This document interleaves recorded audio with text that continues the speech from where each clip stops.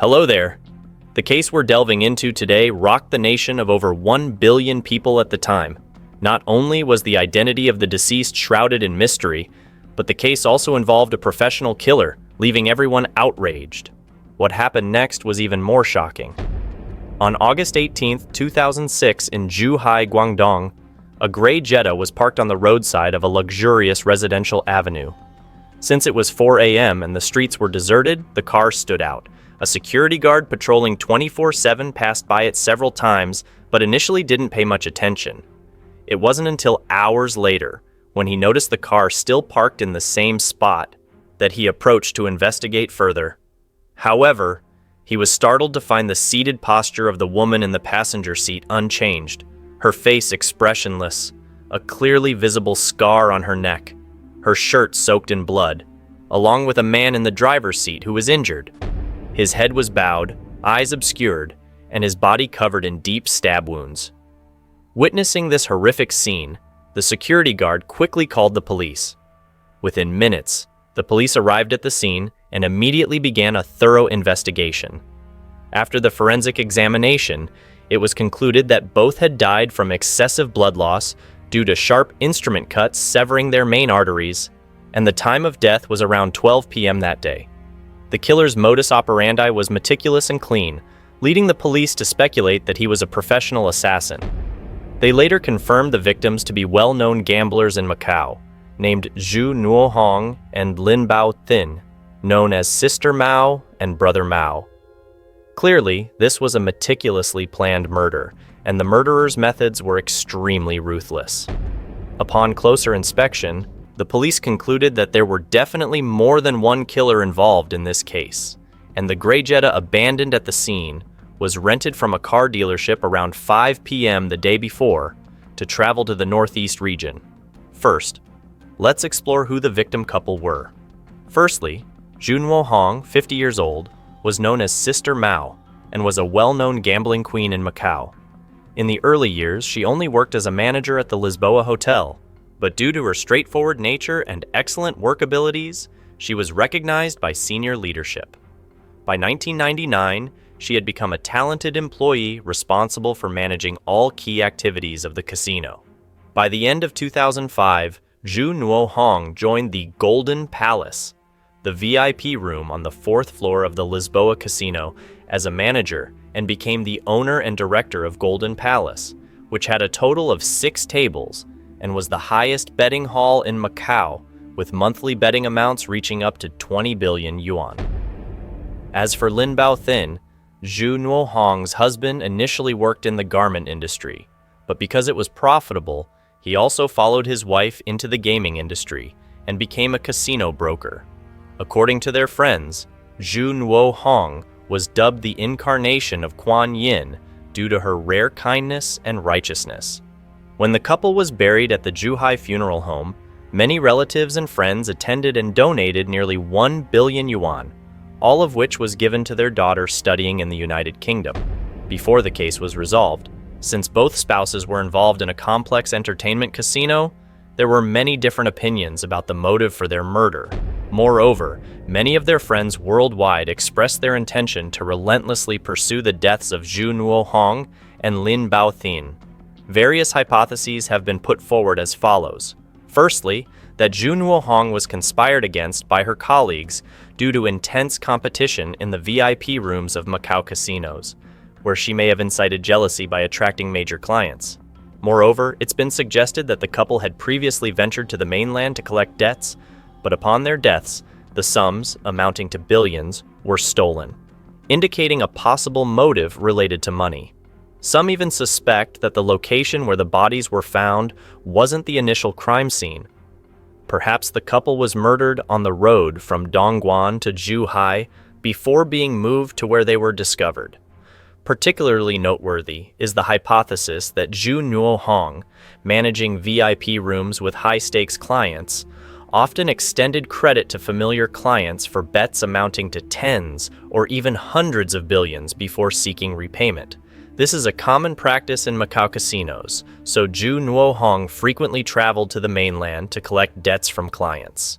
Rumors circulated that before leaving Macau, Zhu Nuohong had planned to meet a man named Diem in Zhuhai, who managed a lottery store on the mainland, to demand repayment of a debt exceeding 10 billion yuan before intending to vacation in the northeast region with her husband after completing the task.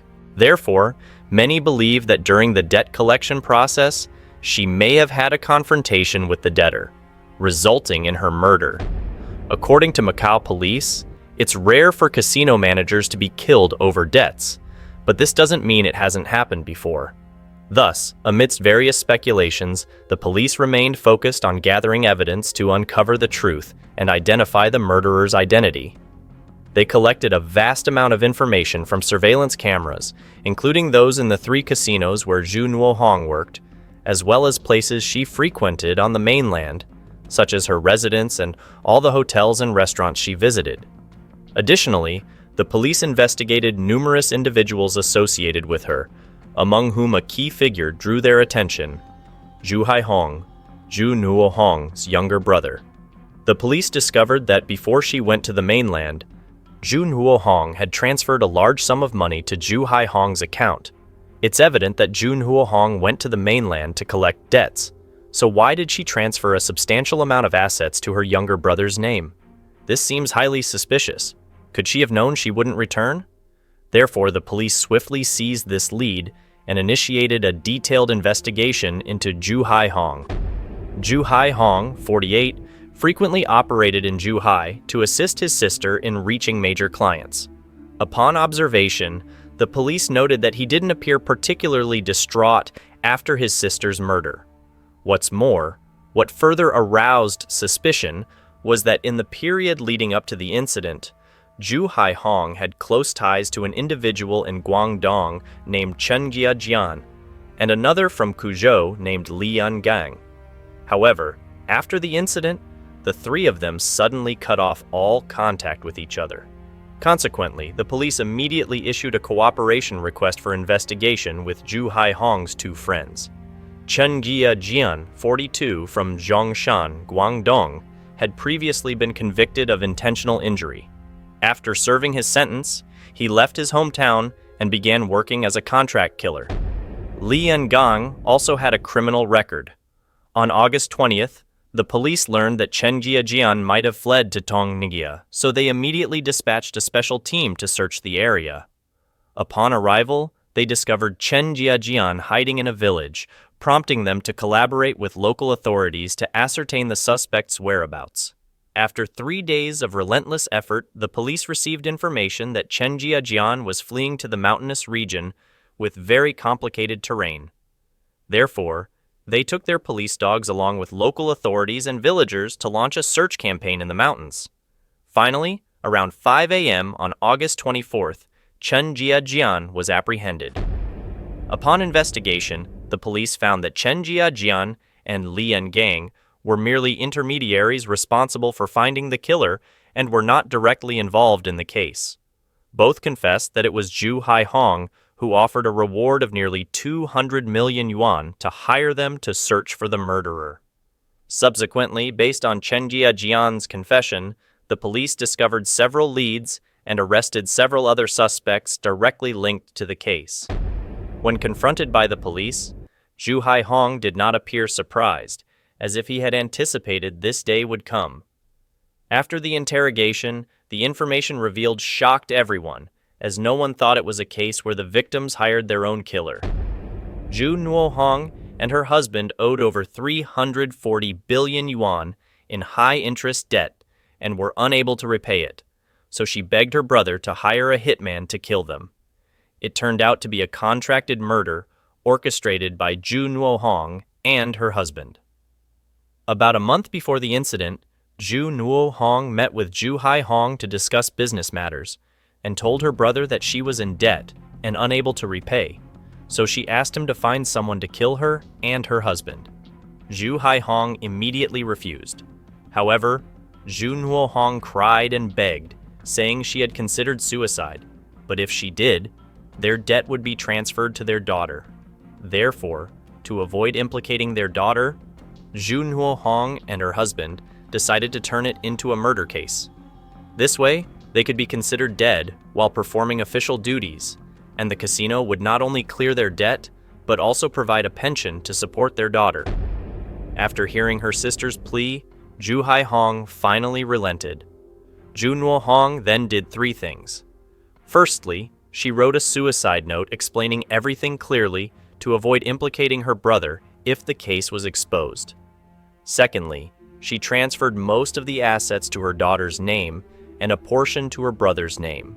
Finally, she provided nearly 200 million yuan to pay for hiring the hitman.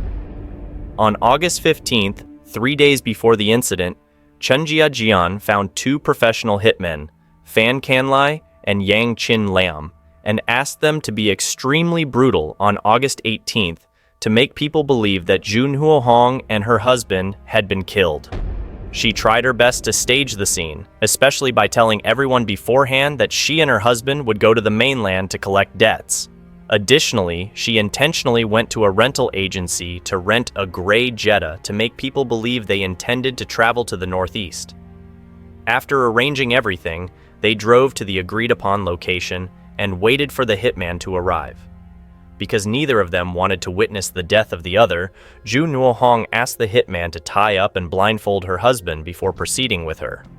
When the police arrived at the scene, they found them dead, holding hands tightly in the front row. In fact, Lam Bao-thin had nothing to do with these debts, so he could have stayed out of it, but ultimately chose to die with his wife. This shows the intense affection between the two. According to Ju Hai-hong's account, before hiring the hitman, his sister gave him a package of bills and letters. After determining their hiding place, the police quickly arrived and found the final letter that Ju Nuo-hong wrote to her daughter, along with related bills in a safe. This crucially plays a role in uncovering the truth of this bizarre case and bringing it to justice. In the end, Ju Hai-hong was sentenced to 12 years in prison, and several other murderers were also sentenced to 12 to 14 years in prison. Ju Nuo-hong's actions have led gambling enthusiasts further into the abyss, while also exposing them to risks with no alternative choices. Whether winning or losing, there is ultimately an unfavorable outcome. And that's the story for today. Were you surprised by the outcome of the case? Leave your thoughts below the video. If possible, please support us by liking the video and subscribing to the channel to follow the next mysteries. Thank you and see you again. Goodbye!